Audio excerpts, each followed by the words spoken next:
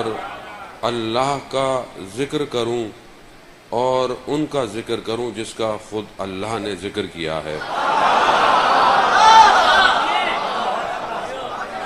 پروردگار قرآن میں ارشاد فرماتا ہے کہ وما خلقت الجن والانس، اس نظام شمسی کے اندر اپنے آپ کو اگر دیکھے تو ایک قطرے کی طرح ہے۔ یہ پورا نظام شمسی جو ہمارا ہے، سورج ہے، سورج کے گرد یہ سیارے ہیں، یہ ایک نظام ہے۔ اس طرح کے پتہ نہیں کتنے نظام ہیں کائنات میں، اور اس نظام میں ہم کہیں ایک قطرہ ہیں، اس ایک قطرے میں کہیں ایک دنیا ہے، اس دنیا میں کہیں ایک ہم ہوں گے۔ اگر آپ اس کو دیکھیں تو ہم کہیں بھی وجود نہیں پاتے، مگر پھر بھی خدا ہمیں کہتا ہے کہ میں نے تمہیں اپنا خلیفہ بنا کر زمین پہ بھیجا۔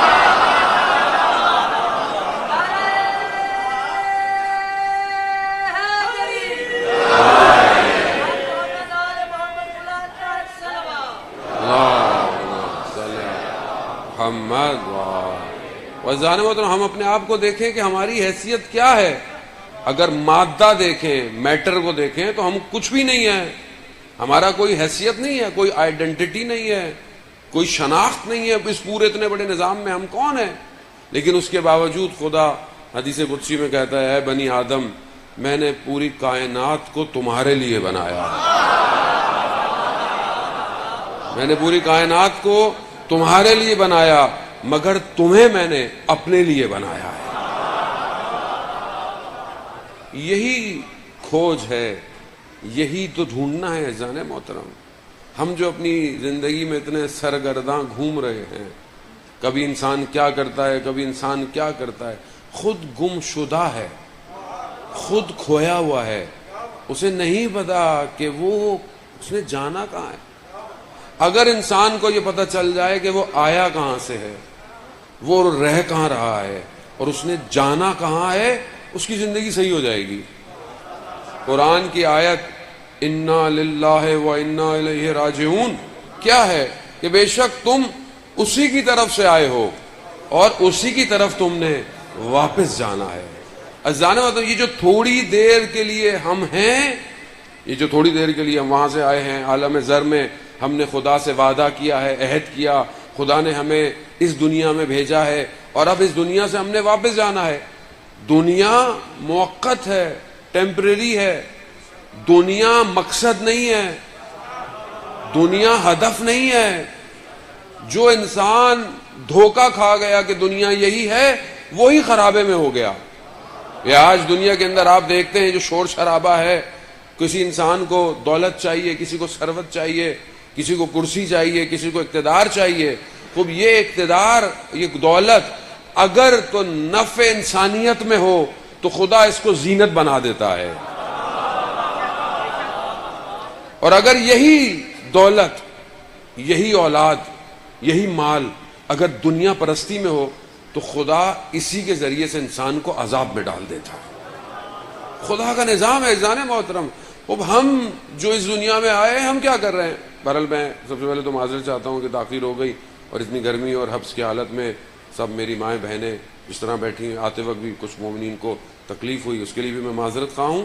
قطعاً ہدف جو ہے وہ آپ کو تکلیف دینا نہیں ہے، جگہ تنگ ہے، بہرحال آپ باہر تک بیٹھے ہوئے ہیں، لیکن کیونکہ اس کا اجر نہ میں دے سکتا ہوں نہ بانی دے سکتا ہے، اس کا اجر وہ بی بی دیں گی جو مدینہ سے آئی ہے۔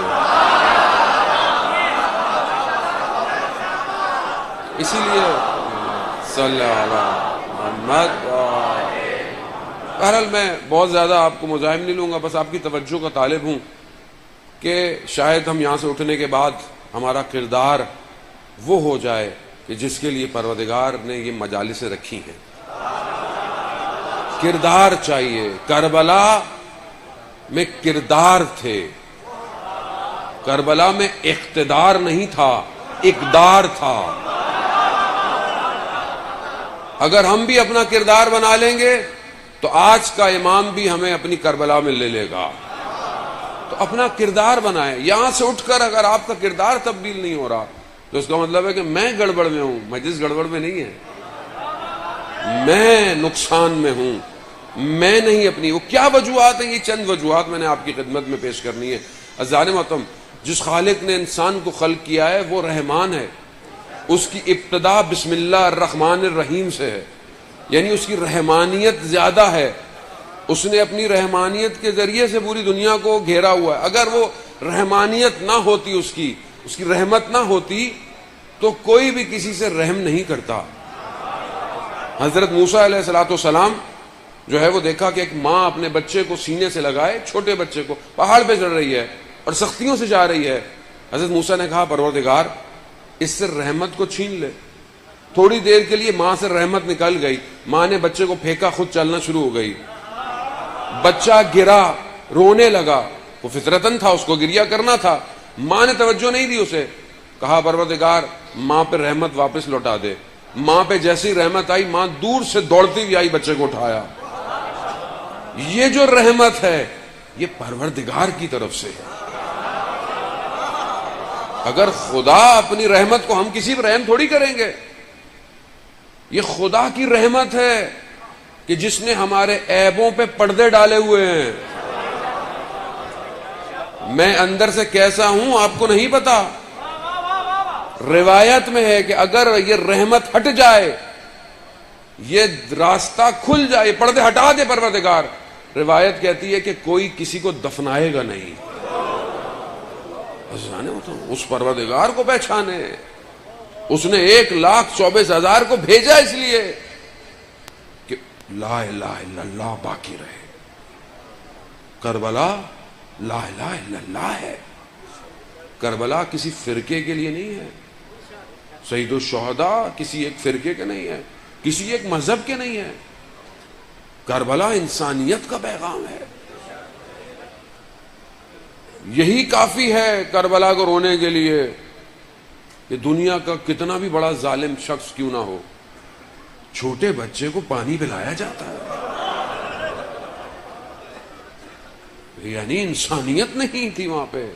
اور یہاں امام حسین پوری انسانیت کو لے کر کربلا ہے۔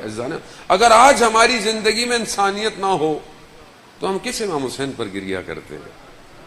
یہ رحمت ضروری ہے، اس کو پہچانے، مایوس نہ ہو۔ انسان اپنی زندگی مایوس ہو جاتا ہے، مولانا صاحب اتنی عرصے سے دعائیں کرتے ہیں، نمازیں پڑھتے ہیں، وظیفے کرتے ہیں، مطلب پھر بھی مشکلات میں۔ خوب مشکلات دنیا کا خاصہ ہے، آپ دنیا سے مصیبت کو نہیں الگ کر سکتے۔ دنیا کے معنی دنو پستی کے ہیں، یعنی انسان پستی کے اندر ہے۔ آپ پانی سے اس کا گیلا پن چھین سکتے ہیں، آپ نمک سے اس کی ترشی چھین سکتے ہیں؟ نہیں چھین سکتے۔ دنیا میں مصیبتیں ہیں، دنیا میں بلائیں ہیں۔ مولانا صاحب ایسا ہو جائے زندگی آرام ہو جائے، وہ اگر آرام ہو جائے تو پھر جنت کا کیا فائدہ؟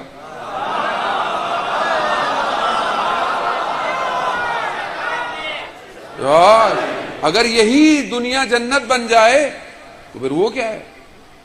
یہ امتحان کی جگہ ہے۔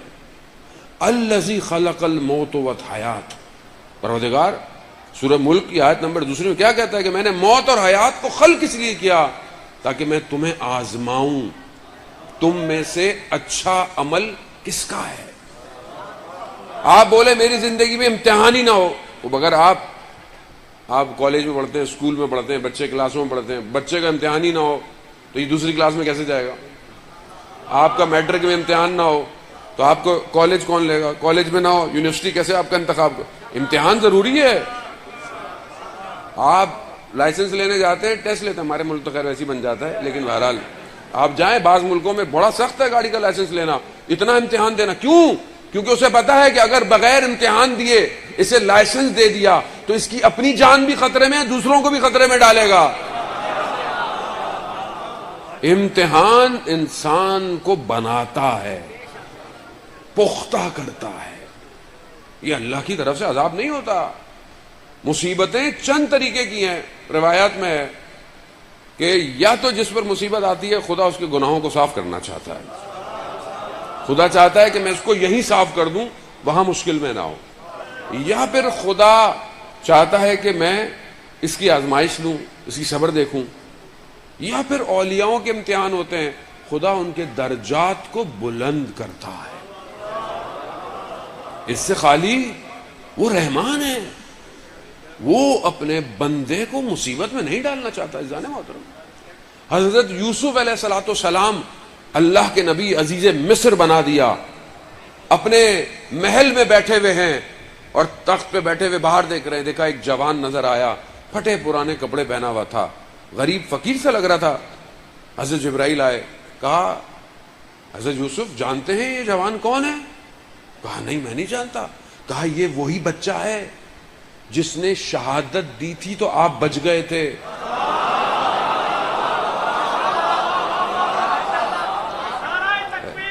اللہ اکبر یا رسول اللہ۔ تو ہے نا واقعہ آپ کے ذہن میں؟ بہرحال جوانوں کے لیے میں تکرار کر دیتا ہوں، عزیزان محترم، جوانوں کو سورہ یوسف پڑھنی چاہیے، خواتین کو سورہ نور پڑھنی چاہیے۔ کیوں؟ اپنی عفت اور پاک دامنی کے لیے۔ سورہ یوسف کیا ہے؟ زلیخا نے جب یوسف علیہ السلام کو بلایا، 7 دروازے بند تھے، اور پھر زلیخا نے یوسف سے تقاضا کیا۔ حضرت یوسف نے، علامہ طباطبائی تفسیر المیزان میں بیان کرتے ہیں، حضرت یوسف نے زلیخا سے گفتگو نہیں کی، یہ نہیں کہا زلیخا سو کہ تمہارا شوہر کیا سوچے گا، تم نے مجھے بچپن میں پالا ہے، کچھ نہیں کہا۔ کہا پروردگار تیری پناہ چاہتا ہوں۔ خود قرآن کہتا ہے اگر خدا لطف کرم نہ کرے انسان اپنے نفسوں کو نہیں بچا سکتا۔ کیا کہا؟ کہا یوسف مڑ جاؤ۔ یوسف مڑ گئے، 7 بند دروازے کھل گئے، اور پھر آپ کو سامنے پتا ہے کہ پھر پیچھے سے زلیخا نے حضرت یوسف کی قمیص کو کھینچا اور پھر یہ کہا کہ اس نے میرے ساتھ جو ہے وہ زیادتی کی ہے۔ تو یہ چھوٹا بچہ گود میں تھا، اس نے گواہی دی تھی کہ اگر قمیص آگے سے پھٹی ہو تو یوسف، اور اگر پیچھے سے پھٹی ہے تو پھر زلیخا غلط کار ہے۔ اس کی گواہی استدلال کی وجہ سے حضرت یوسف، بہرحال زندان میں خود حضرت یوسف نے تقاضا کیا تھا، حضرت یوسف نے خود کہا پروردگار کہ اب یہ عزیز مصر اور یہ مصر کی عورتیں مجھے نہیں چھوڑتی۔ عزیزان محترم، زندان کو سمجھیں، یہ زندان حضرت یوسف کا ذکر الہی کی وجہ سے تھا۔ حضرت یوسف نے خود کہا پروردگار ایسی دنیا سے بہتر ہے مجھے زندان میں ڈال دے۔ مگر آج کا جوان کیا اپنے آپ کو گناہوں سے بچاتا ہے؟ آج گناہ عام ہو گیا ہے، اب آپ کو گناہ کرنے کہیں جانا نہیں پڑتا۔ آج یہ موبائل جو آپ کے ہاتھ میں ہے، جہاں اس سے بہت سارے فائدے ہیں، مجلس سن رہے ہیں، اسی موبائل کے ذریعے سے نفس آلودہ ہو رہا ہے۔ حرام دیواریں ٹوٹ گئی ہیں، 4 دیواری ختم ہو گئی ہے۔ پہلے لوگوں گھروں میں پردے ہوتے تھے، 4 دیواری ہوتی تھی، لوگ کسی گھر جھانکتے نہیں تھے، کسی نے کسی کو دیکھا نہیں ہوتا تھا۔ آج ہم سب، چاہے گاؤں ہو چاہے دیہات ہو، آج ہماری مائیں بہنیں بیٹیاں پرواہ نہیں کرتی ہیں، سب کچھ انسٹاگرام پہ ہے، اسنیپ چیٹ پہ ہے، ٹک ٹاک کے اوپر ہے، ہر چیز کو اپنی، یہ دنیا انہوں نے بنایا ایسے ہے، انہوں نے اس کے اندر لذت ایسی رکھی ہے، انسان مجبور ہے اپنے آپ کو دکھانے میں۔ سمجھنے کی کوشش کریں، یہ آج کے وقت کا یزید اور شمر ہے۔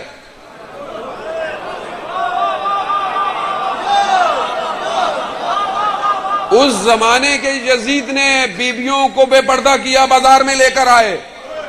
آج یہ ایپلیکیشن سافٹ ویئر میری ماؤں بہنوں بیٹیوں کو بازار میں لا رہے ہیں۔ فلٹر لگا لو، خوبصورت آئے گی تصویر، لائکس کتنے آئیں گے، یہ کیا ہے؟ یہ ایک باحجاب عورت کو بھی بازار میں لا رہا ہے۔ سمجھنے کی کوشش کریں جانا، اگر زمانے کے دشمن کو نہیں سمجھا تو زمانے کا حسین سمجھ میں نہیں آئے گا۔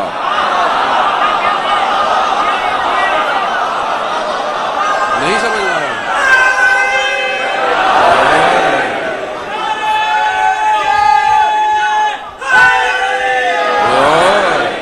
پاک دامنی،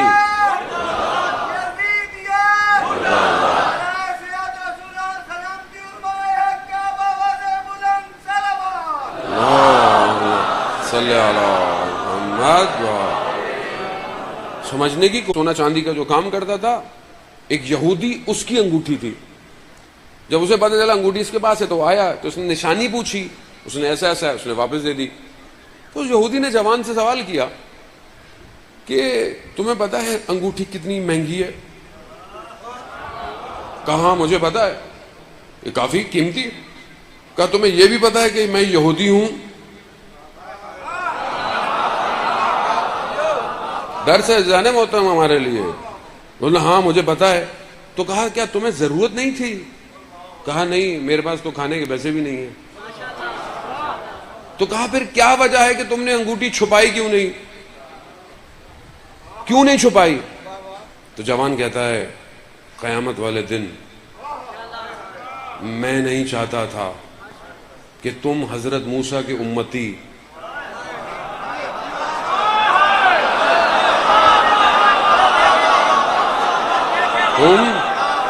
حضرت موسیٰ کے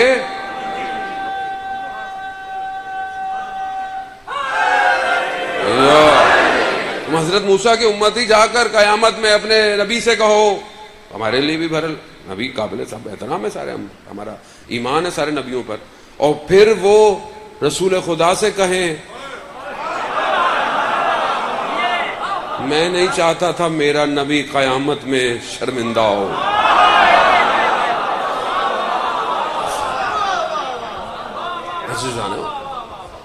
اور ہم کیا کر رہے ہیں اپنی زندگی میں؟ یہ تو خدا کی رحمت نہ ہو رسول کی امت پر، ورنہ ہر امتوں کا گناہ ان کے ماتھوں پہ آ جاتا تھا۔ یہ تو رسول نے خدا کی بارگاہ میں دعا کی ہے، اے میرے پروردگار میری امت کے اعمال کو قیامت والے دن بھی، جہاں سب کھلا ہوا ہوگا کوئی چیز چھپا نہیں ہے، اس وقت کہ جب سب کھلا ہوگا، اے پروردگار میں تیری بارگاہ میں دعا کرتا ہوں میری امت کے اعمال صرف تو خود دیکھنا اور مجھے دکھانا، مجھے دکھانا۔ آگے سے پروردگار نے کہا اے میرے حبیب میں آپ سے زیادہ مہربان ہوں، میں آپ کی امت کے اعمال آپ کو بھی نہیں دکھاؤں گا۔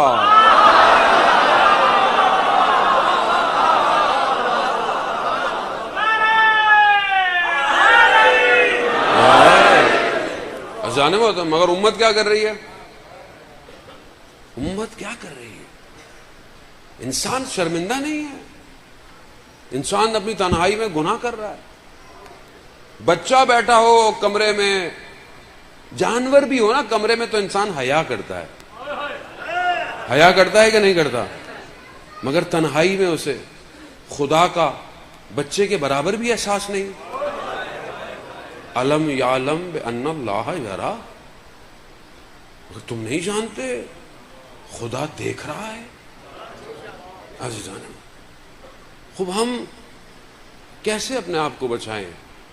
جب تک عشق الہی نہیں ہوگا نہیں بچ سکتا آدمی۔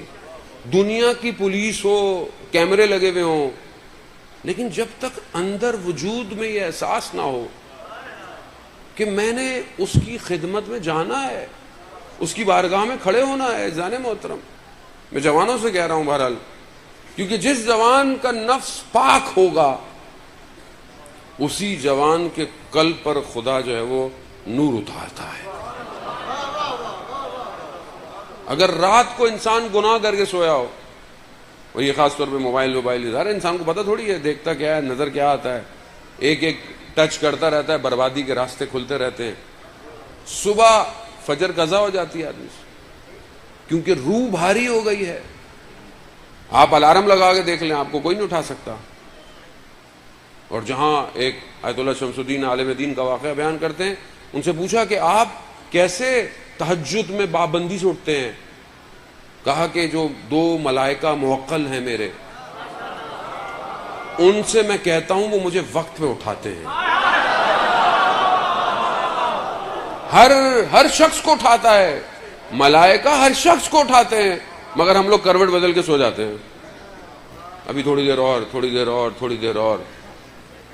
وہ لقمان حکیم پروردگار نے قرآن میں تو سورہ نازل کیا ہے، روایات بیان کرتی ہیں کہ اس کا ایک مالک تھا جس کی زمین پہ وہ کام کرتے تھے، تو اس نے کہتے تھے اس کو کہ اٹھ جاؤ صبح عبادت کرو۔ کہا خدا رحمان ہے، خدا معاف کرے گا، خدا بخش دے گا. کہا نہیں، پھر بھی بہرحال عبادت تو کرنی ہے.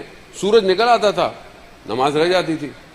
ایک دن اس نے گندم کے بیج دیے، کہا کہ جاؤ زمین پہ جا کے لگا کے آؤ. کافی دن گزر گئے تو مالک نے کہا کہ چلو جا کر دیکھتے ہیں کہ فصل کیسی ہوئی ہے. جب وہاں جا کر دیکھا تو گھاس پھوس تھی، گندم تو تھی ہی نہیں. تو کہا یہ کیا ہے؟ کہا میں نے بھی کہا کہ خدا رحمان ہے، خود ہی گندم باہر آ جائے گی. تو اس نے کہا کہ یہ عقل کے اپنے حساب سے دیکھو، جب تک تم کوئی بیج بو گے نہیں تو کیسے نکلے گی؟ کہا میں بھی تو یہی کہتا ہوں کہ جب تک سجدے نہیں کرو گے وہ رحمان اترے.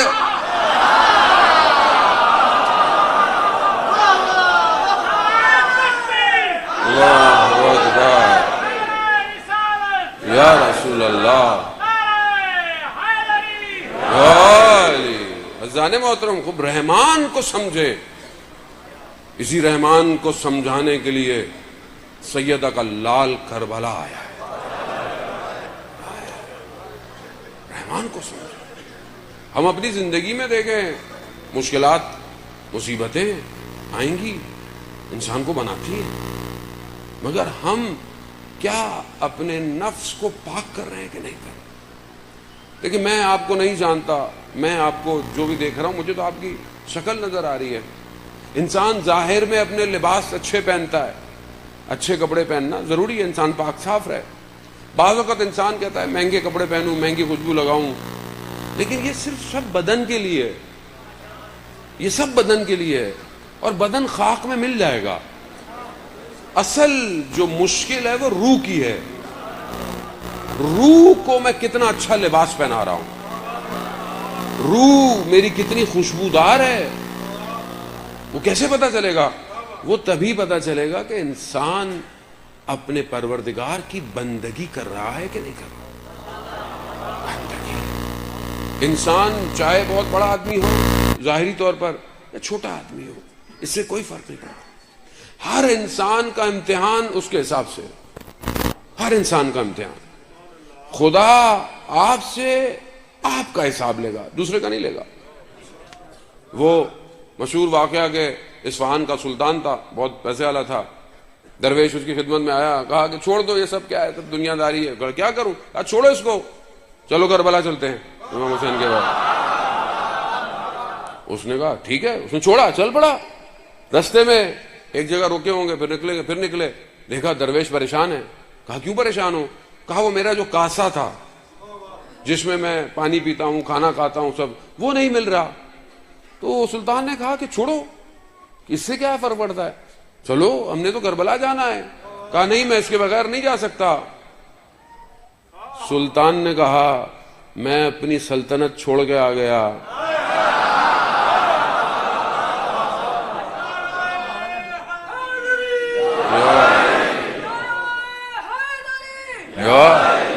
تم سے کاسا نہیں چھٹتا. اس کا مطلب کیا ہے؟ امیر غریب کا مسئلہ نہیں ہے، مسئلہ اپنی اپنی دنیا کا ہے. ہر شخص کی دنیا الگ ہے. اس لیے معلوم کہتے ہیں اس کو دیکھیں یوں ہے یوں ہے، نہیں ہے. ہر کسی کا معاملہ الگ ہے. خدا ہر کسی کو اس کے ظرف کے حساب سے دیتا ہے. بعض اوقات انسان مانگتا ہے نا کہ یہ دے دے یہ دے دے، خدا جانتا ہے یہ سنبھال نہیں پائے گا، سنبھال نہیں پائے گا. میں اس کو دے دیا، سنبھال نہیں پائے گا. مشہور واقعہ ہے، کئی علماء نے اس کو بیان کیا ہے. آغا پناہیان نے آیت اللہ شمس الدین نے. عزیزان محترم، بصرہ کا رہنے والا شخص تھا اور حکمت کی دکان تھی اس کی، جڑی بوٹیاں اس کی دکان پہ ملتی تھیں. 2 شخص اس کی دکان پہ آئے، انہوں نے اس سے کافور اور سدر مانگا. کافور آپ جانتے ہیں جب کوئی انسان دنیا سے چلا جائے تو مردے کو 3 پانی سے دھلانا پڑتا ہے، ایک کافور کے پانی سے، ایک سدر کے پانی سے، اور ایک صاف پانی سے. 3 غسل اس کو دینے ہوتے ہیں. انہوں نے بولا کافور سدر دے دو.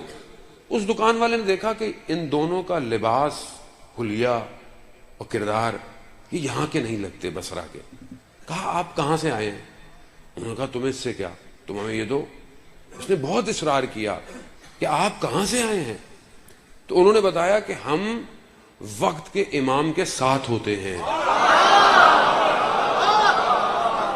ہم وقت کے امام کے ساتھ ہوتے ہیں۔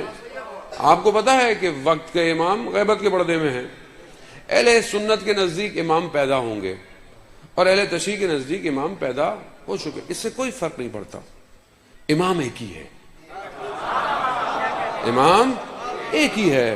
پیدا ہوں، ظاہر ہے پیدا ہوں گے تو ظہور ہوگا، بغیر پیدا ہوئے تو ظہور نہیں ہوگا، تو ہمیں اس سے کیا پتا کہ کب پیدا ہو چکے ہوں، تو آئیں گے وہی۔ اب امام ابھی غیبت کے پردے میں ہیں، تو کچھ لوگ امام کے ساتھ ہوتے ہیں جنہیں رجال الغیب کہتے ہیں۔ رجال الغیب کی تعداد مختلف بتائی جاتی ہے، کہیں مختلف ہے، کہیں 60 ہے، بہرحال ایک حلقہ ایسا ہے جو 300 لوگوں کا ہے۔ یہ بعض اوقات آپ جب مشکل میں پھنستے ہیں، ہر انسان اپنی زندگی میں تجربہ کرتا ہے، کبھی آپ پھنسے ہوں زندگی میں، اچانک سے کوئی آئے اور آپ کو نجات دے دے، وہ رجال الغیب ہوتا ہے۔ اور رجال الغیب عام لوگوں کی طرح ہوتا ہے، شاید ہم اس کو زندگی میں اہمیت نہ دیتے ہوں، مگر وہ رجال الغیب ہوتا ہے۔ اس نے کہا کہ ہم امام کے ساتھ ہوتے ہیں۔ ایک شخص کا انتقال ہو گیا، امام نے تمہاری دکان پہ بھیجا ہے۔ اب جب اس نے یہ سنا، میرے تو کہتے پاؤں پڑ گیا یہ ان کے، کہا کہ مجھے امام سے ملنا ہے، مجھے امام کے پاس لے چلو۔ بہت انہوں نے کہا ہمیں اجازت نہیں ہے، ہمیں اتنی ہی اجازت تھی۔ بہت رونے دھونے ڈالے، اس نے کہا کہ اچھا ایک کام کر، مجھے لے جائیں، اگر امام اجازت دے تو ملوا دینا، نہ دے تو کوئی مسئلہ نہیں۔ انہوں نے کہا ٹھیک ہے۔ اس نے اپنی دکان بند کی، کافور صدر اٹھایا، ان کے ساتھ ساتھ چل۔ بس توجہ چاہتا ہوں عزیزان محترم، لائٹ مجھے پتہ ہے چلی گئی ہے، آپ بغیر پنکھوں کے بیٹھے ہیں، انشاءاللہ خدا آپ کے اس تھوڑی دیر کے بیٹھنے کو، انشاءاللہ آپ کے محرومین کو تازہ جنت کے ہواؤں کے جھونکوں کے ساتھ ایک صلوات بھیج دے۔ صلی اللہ محمد۔ خوب یہ لے کے چلا، بس میں بہت تیزی سے جاؤں، مجھے واپس جانا ہے، مجلس پڑھنی ہے۔ زانے محترم بہت تیزی سے یہ چلا، سامنے پانی آ گیا، دیکھا وہ دو پانی کے اوپر چل رہے ہیں۔ مڑ کے دیکھا، کہا چل کیوں نہیں رہے؟ کہا میں پانی پہ کیسے چلوں؟ کہا بسم اللہ پڑھو اور اللہ کو آخری حجت کا واسطہ دو۔ پانی پہ چلنا شروع ہو گیا۔ چلتے چلتے جب چاروں طرف پانی تھا تو کالے بادل آئے اور بارش برسنا شروع ہوئی۔ اس کا لباس گیلا ہوا، پانی لگا گیلا ہوا۔ اس کو ایک دم ذہن میں آیا کہ یہ اپنی دکان کی چھت پہ صابن سوکھنے کو رکھ کے آیا تھا۔ جیسے یہ ذہن میں خیال آیا، یہ پانی میں ڈوب گیا۔ اس نے ہاتھ پاؤں مارے، انہوں نے مڑ کے دیکھا، اس نے بولا کہ تم جا کہاں رہے ہو اور تمہارا ذہن کہاں ہے؟ ذہن کہاں ہے؟ اٹھا، کہا کیا کرو گا؟ بسم اللہ پڑھو، امام کا واسطہ دو۔ پھر چلا، چلتے چلتے کہتے ہیں کنارے پہ پہنچا، ایک سبز رنگ کا خیمہ لگا ہوا تھا۔ انہوں نے اس کو روک دیا، وہ دونوں اندر گئے، بس وہ آواز سنی۔ انہوں نے کہا کہ مولا بہت اصرار کیا، بہرحال ہم اس کو لے آئے، اگر آپ اجازت دیں۔ تو وہ شخص کہتا ہے کہ اس نے سنا۔ امام فرماتے ہیں کہ جس شخص کا ذہن صابن میں ہو وہ ہمارے کسی کام کا عزیزان، اس کی دکان ویسی تھی، اس کی دنیا صابن تھی، میری کوئی اور دکان ہے، میری یا فیکٹری ہے یا میری دکان ہے یا میں نوکری کرتا ہوں، میں طالب علم ہوں، میری مجلسیں میری دکان ہے، میری کتابیں میری دکان ہے، میری درس میری دکان ہے۔ میری مجلس کیسی ہوئی؟ میری مجلس اچھی ہوئی؟ کتنے لوگ آئے تھے؟ میں اس میں پھنسا ہوا ہوں۔ کل جب امام آئیں، اور انشاءاللہ کہ امام جلد سے جلد آئیں، یا امام الملک المنتظر الأجل الأجل یا امام المنتظر الأجل الأجل اے گشنودی امام زمانہ بآواز بلند تر صلوات.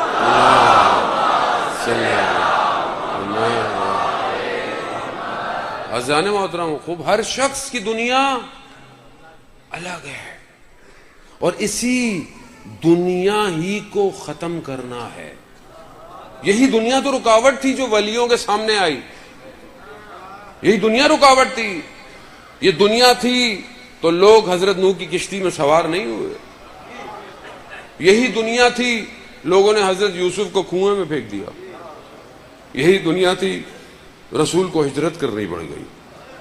یہی دنیا تو تھی. یہی دنیا سامنے آتی ہے.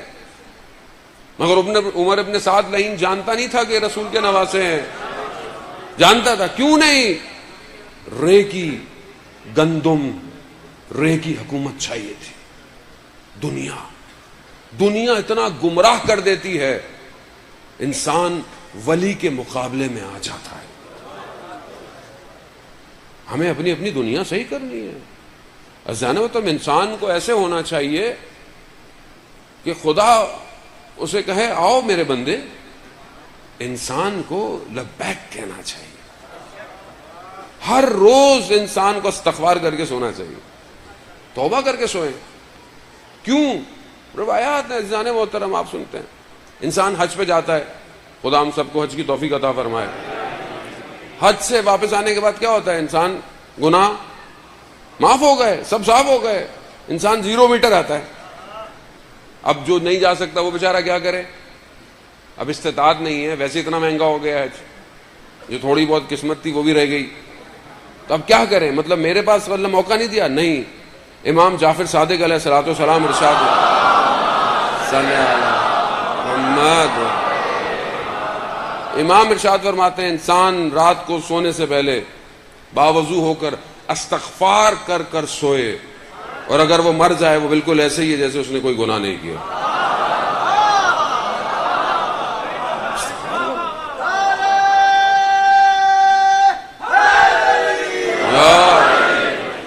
جانو محترم، یہ جب تک صاف نہیں ہوگا ولی کو نہیں پہچان سکتے. یہ جو مشکل ہے کہ لوگوں نے کیوں نہیں اپنے وقت کے اماموں کو پہچانا، اندر مشکل تھی. اندر مشکل تھی. اسے صحیح کرنا ہے. یہ مجلسیں صحیح کرنے کے لیے ہیں کہ ہم اپنے آپ کو صاف کریں. شخص ہے اہواز سے چھٹے امام کی خدمت میں پہنچا اور اللہ صلی علی محمد وعلی امام کی خدمت میں پہنچا. بس تھوڑی سی زحمت اور مجھے جاتا ہے لوگ بہت مشکل میں کھڑے ہوئے ہیں. جانے محترم لو پہنچا، مولا سے کہا مولا آپ کا چاہنے والا ہوں، اہواز سے آیا ہوں. وہاں کا جو گورنر ہے وہ بھی آپ کا چاہنے والا ہے. مولا اس سال میرا کام نہیں ہوا، میرا کاروبار نہیں چلا، تو جو حکومت نے مالیات ٹیکس لگایا ہوا ہے اگر میرے پاس پیسے ہوتے تو میں دے دیتا. وہ گورنر آپ کا جاننے والا ہے، اگر آپ اسے کہہ دیں گے تو وہ میری مالیات میرے ٹیکس کو معاف کر دے گا کہ میرے پاس مال اگر ہوتا تو میں دے دیتا. امام نے کہا مسئلہ نہیں ہے. امام نے خط لکھا اسے. کتنا خوش نصیب ہے جسے امام کچھ لکھ رہے ہو. ہمیں امام کا پتہ نہیں ہے، ہمیں آج تک امام سمجھ میں نہیں آیا. جانے محترم اگر سمجھ میں آتا تو روحی، مالی، جانی، نفسی، لقل فدا، سب فدا کر دے انسان امام کے اوپر. دیا، کہا کہ یہ آئے گا اس کو خوش کر دینا. بس اسے پتا چلا کہ امام کا قاصد آیا ہے. ننگے پاؤں دوڑتا ہوا آیا، خط لینے سے پہلے ماتھا چوما، پھر خط کو چوما، پھر گیا، پھر کھول کر دیکھا. کہا کہ اس کو خوش کر دو. کہا کیا مسئلہ ہے؟ کہا ایسے ایسے مسئلہ ہے. کہا راتوں رات منشی کو بلایا، کہا کہ جو ہے سب کاٹ دو. پھر کہا کہ میری جو اپنی جائیداد ہے ذاتی، کہا اس کو 2 حصوں میں تقسیم کرو. کہا ایک حصہ اس کو دے دو. اس نے بولا نہیں. کہا جس قالین پہ کھڑے ہوئے ہو اس کو بھی لپیٹو، یہ بھی اس کو دے دو. اس پہ خط لے کر آیا تھا، کہا خوش ہو گئے؟ کہا میں تو بہت خوش ہو گیا. پھر وہ کچھ عرصے کے بعد مولا کی خدمت میں گیا. کہا مولا اس نے بہت خوش کیا. تو امام کیا فرماتے ہیں؟ اس نے صرف تمہیں خوش نہیں کیا, اس نے ہمیں بھی خوش کیا.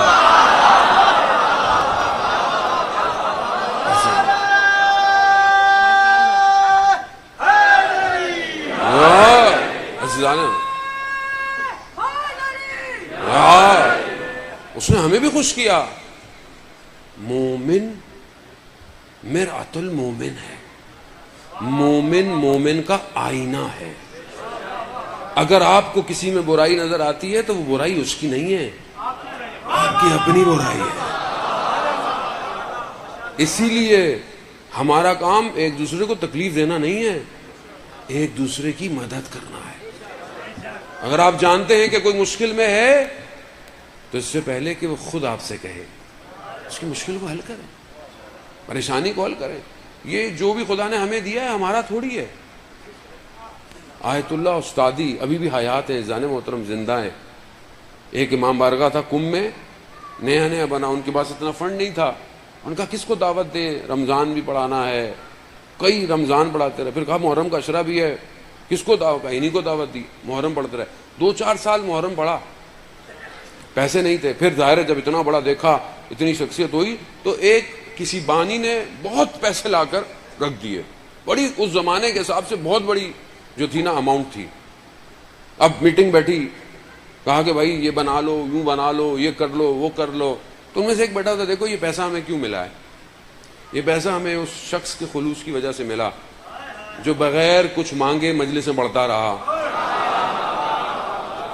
تو کہا بھائی اس میں سے کچھ حصہ دے دیں گے؟ کہا کچھ حصہ نہیں, یہ سارا حصہ اسی کا ہے. اب آپ دیکھیں, سب دے دیا. اچھا لوگ, اب ہم بڑے بڑے علماؤں کے واقعے سناتے ہیں, اور ایک دفعہ ہم نے خود ایک واقعہ میں نے پڑھا تھا آج سے 14 سال پہلے, اور واقعہ ظاہر ہے وہ بزرگوں کے واقعے ہوتے ہیں, ان کو اس مقام پہ پہنچتے پہنچتے وقت لگتا ہے. ہم بعض اوقات چاہتے ہیں کہ آج ہی وہی کام کر لیں, تو تھوڑا مشکل ہو جاتا ہے, یعنی آسان نہیں ہے, انسان آہستہ آہستہ. تو اب بعض اوقات لوگ ہم سے بھی توقع رکھتے ہیں, آگا اتنے علماؤں کے واقعے بیان کرتے ہیں تو آپ بھی سارے کام ایسے ہی کیا کریں. ہم کوشش کرتے ہیں, خدا ہمیں توفیق دے کہ ہم بھی اس قابل بنے. اب انہوں نے کہا کہ بھائی یہ سارا مال انہی کو دے دو, یہ دیا پیسے. اچھا کیسے دے, کون دے؟ شخصیت ایسی ہے جو لیتی نہیں ہے کچھ, کیا کریں؟ کہا جب یہ گاڑی میں بیٹھ رہے ہو نا تب پکڑا دیں گے, گاڑی بند کر دیں گے, بھائی جائے. اللہ کہتے ہیں وہ ساری اماؤنٹ اٹھائی انہوں نے, جیسی گاڑی میں بیٹھے لگے نا, کہا آگا, بس انہوں نے یوں پکڑا, کہا آگا. دوسرے شیشے سے ایک بندہ آیا, کہا آگا بڑا پریشان ہوں, بڑی مصیبت ہے, بڑی مشکل ہے. یہ لیا, یہ دے دیا.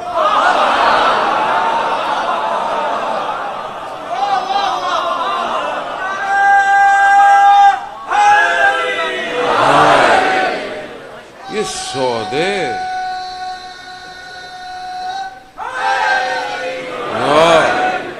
یہ سودے دنیا کے نہیں ہیں, یہ سودے آخرت کے ہیں. عزیزان یہ کردار چاہیے, یہ کردار. امام راستے میں ہیں, بس آپ کی زحمت ہے تمام. امام آ رہے ہیں راستے میں, آپ کو پتا ہے مختلف لوگ ملے, مختلف لوگ, ترامہ ملا, کھیتی باڑی بہترین فصل, پانی کنویں کا نمکین ہے. مولا آئے, کہا مولا میں نے یہ محنت کی, یہ کی ہے. مولا پانی جو ہے وہ نمکین ہے, اگر آپ تبرکن لاب دہن کر دیں. لالا پانی میٹھا ہو گیا, معجزہ دیکھا, پانی میٹھا ہو گیا, سب ہو گیا. مولا نے کہا کہ ہم کربلا جا رہے ہیں, چلو. کہا مولا میں نے اتنی محنت سے, مولا اس کو چھوڑ کر تو کیا ہوا؟ مولا میرا گھوڑا لے جائیں, میری تلوار لے جائیں. مولا نے کہا مجھے تمہارا گھوڑا تلوار نہیں چاہیے, مجھے تم چاہیے ہو, تم. عزیزان محترم ہم بھی دنیا میں ایسی پھنسے ہوئے ہیں, ڈونیشن دے دو, یہ دے دو, وہ دے دو. خود کتنے تیار ہیں, آج اگر امام وقت بلا لیتے ہیں تو تیار ہیں؟ آج ہماری ماں بہنوں نے اپنے گھروں کو ایسا رکھا ہوا ہے کہ امام ہمارے گھر میں تشریف لائیں. میرے گھر میں خدا نخواستہ کوئی حرام کام تو نہیں ہوتا؟ میری مائیں بہنوں کے حجاب پردے سالم ہیں؟ میرے گھر میں نماز قرآن ہے؟ بہت فرق پڑتا ہے. آج میں اپنا موبائل امام زمانہ کو دے سکتا ہوں. میں نے تو اس پہ پاسورڈ اتنے لگائے ہوئے، چھپاتا ہوں. لوگوں سے چھپا سکتے ہیں، امام سے نہیں چھپا سکتے. کہا مولا یہ لے جائیں، کہا مولا مجھے نہیں چاہیے. اسی طرح ایک اور کاروان زہیر ابن کین کا، دوسرے مسلک کا، امام کو ماننے والا اس طرح نہیں تھا، دوسرے مسلک کا تھا، تاجر تھا، کاروان بڑا، سب لگا کے بیٹھا نوالا. آواز آیا قاصد حسین آیا ہے، وہیں رک گیا. کہا جس کا ڈر تھا وہی ہوا. بیوی نے کہا کیوں؟ کہا اگر امام حسین نے بلا لیا تو میں رک نہیں پاؤں گا. ایسی بیویاں ہوتی ہیں جو انسان کو کامیاب کرتی ہیں. بیوی نے کہا تو کہا اس سے اچھی اور کیا بات ہو سکتی ہے. گیا واپس آیا، تقدیر بدل گئی. سب کو چھوڑ دیا، سب کو آزاد کر دیا، جاؤ واپس چلے جاؤ، میں جا رہا ہوں حسین. مال چھوڑ دیا، اولادیں چھوڑ دی، سب چھوڑ کر حسین کے کاروان میں شامل ہو گئے. صہیب کتنے لوگ عزیزان. امام نے کرداروں کو جمع کیا. کردار.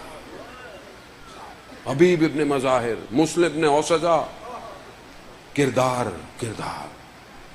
جون غلام ہے. مولا سے کہا نا مولا مجھے اجازت دیں. مولا نے کہا نہیں تم جاؤ، آزاد ہو. کہا مولا ساری زندگی غلامی کی،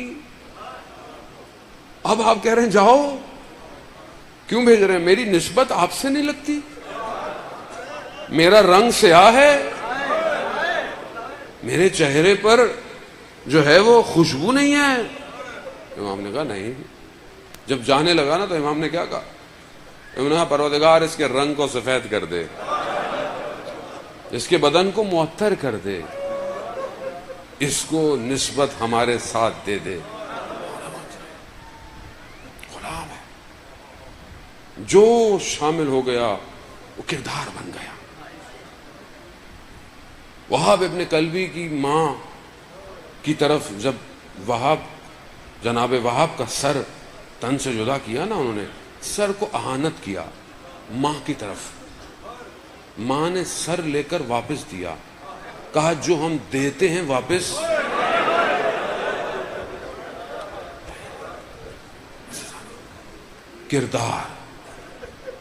کردار چاہیے حسین کو. یہاں جیسے بھی آپ آئے ہوں کوئی فرق نہیں پڑتا، حسین کریم ہے، مگر اٹھتا جو ہے نا وہ حسینی ہو جاتا ہے. ایک آنسو کا قطرہ، معصوم کی حدیث ہے، خطابت کے جملے نہیں ہیں، آنسو کا ایک قطرہ جہنم کی آگ سے بچا دیتا ہے. یہ رونا میرے آپ کے بس کا کام نہیں ہے. کتنا روتا ہے انسان اپنا کوئی مر جائے، 1 سال 2 سال 4 سال 5 سال. یہاں بزرگ بوڑھے بیٹھے ہوئے ہیں، زندگی گزر گئی، آنسو خشک نہیں ہوئے ابھی تک. ابھی بھی دشت کربلا لے جائیں پھوٹ پھوٹ کے مر جائیں گے. کربلا دنیا نہیں سمجھ سکتی. کربلا پہنچا ہے حسین اپنے زہرا کے پورے گلشن کو لے کر. بس یہ جو آپ مصیبتیں سن رہے ہیں، آپ مصائب سنتے رہے، ایام عزا گزر گئی ہے، زحمت لٹا ہوا کاروان ہے. یہ بہرحال میں چند مصائب پڑھوں گا اور آپ سے التماس دعا. مصائب سنتے رہتے ہیں، روز عاشور کے مصائب، شام غریباں کے مصائب سنتے. خدا آپ کے بچوں کی، آپ کے پردوں کی حفاظت کرے. ہم سب کے پردے بچا گئے، ہم سب کے گھر بچا گئے، اللہ کا دین بچا گئے، مگر خیموں کو آگ لگ گئی.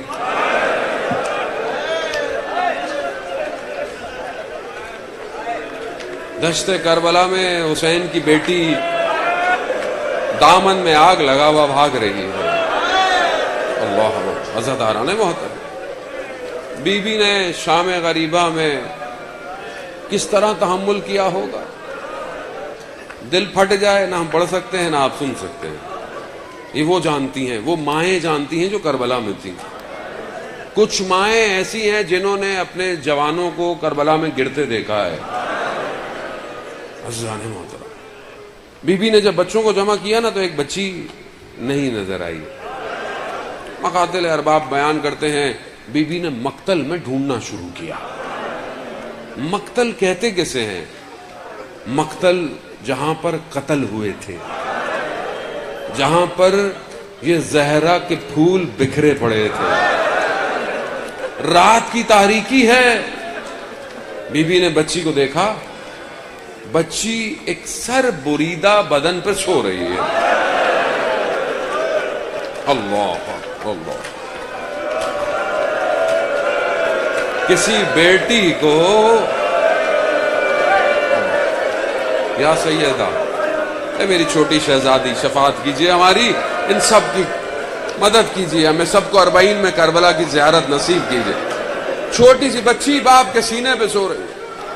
بی بی نے اٹھایا، کہا بیٹی کہاں؟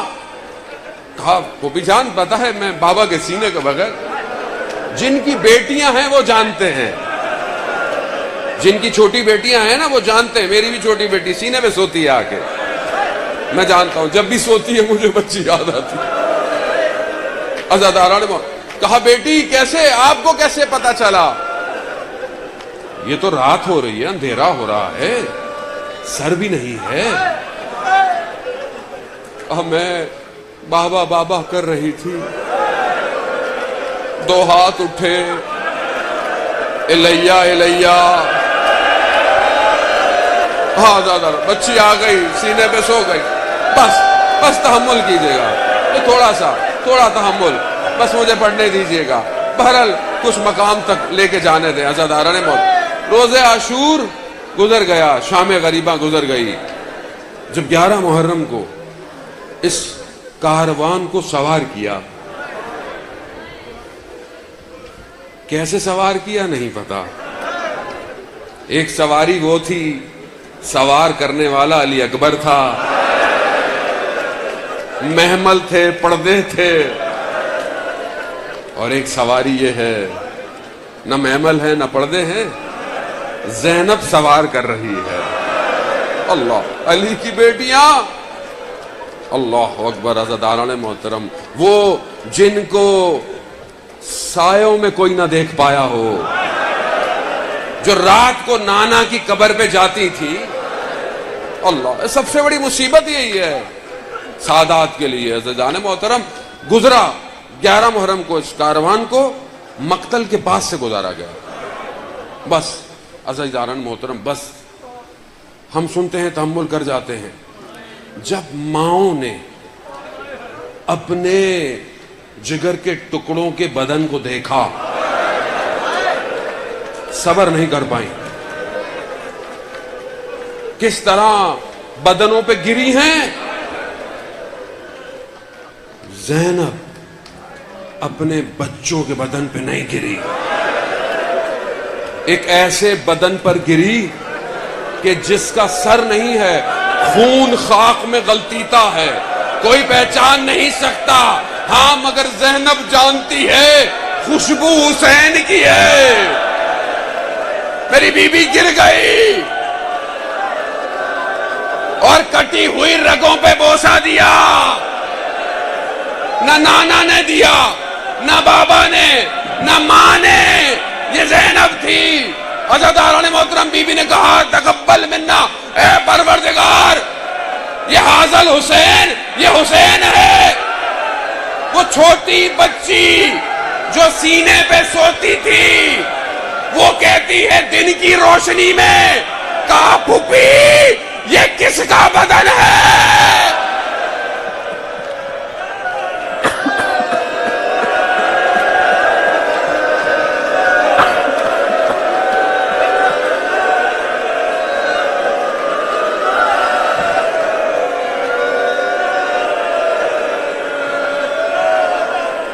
الا لعنۃ اللہ علی القوم الظالمین وسیعلم الذین ظلموا ای منقلب ینقلبون۔ پروردگار امام زمانہ کے ظہور میں تعجیل عطا فرما، ہمیں ان کے ناصروں ان کے مددگاروں میں شمار فرما۔